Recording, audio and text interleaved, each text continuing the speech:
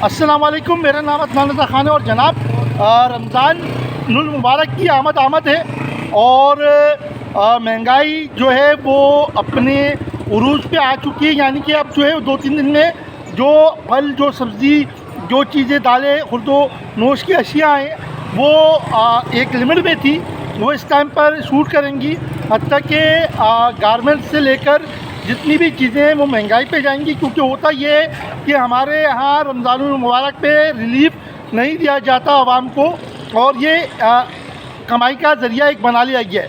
तो होता उसमें ये है कि अमीर तो नहीं पिसता, ना गरीब पिसता है, एक मिडिल क्लास तबका जो है वो पिस रहा होता है। और साथ साथ मैं ये भी मैसेज दूँगा कि जो नाम निहाद NGOs हैं जो सड़कों पर जो है शहरी और अफ्तारी के नाम पर एक जो है वो क्रिएट करती हैं कि हम जो है गरीबों को खाना खिला रहे हैं, तो दर हकीकत वो गरीब नहीं होते मेरे भाई।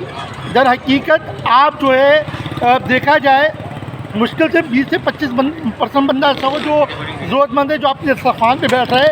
बाकी 75% या 80% वो लोग होते हैं जो क्रिमिनल एक्टिविटीज़ में मुलव्वस होते हैं। बाद में फिर आप रो रहे होते हैं कि यार पाकिस्तान में, कराची में, बिलखुसूस कराची में जो है वो क्रिमिनल एक्टिविटीज़ जो है वो बढ़ते जा रही है। तो इस चीज़ पे ध्यान दें। और पिछली वीडियोस में भी मैं आपसे ये बात करते रहा हूँ कि उन NGOs से मेरी एक गुजारिश है कि खुदारा पाकिस्तान में, कराची में इंडस्ट्रीज़ लगाएं, लोगों को रोज़गार दें, लोगों को भिखारी ना बनाएं। जज़ाकल्लाह, अल्लाह हाफ़िज़।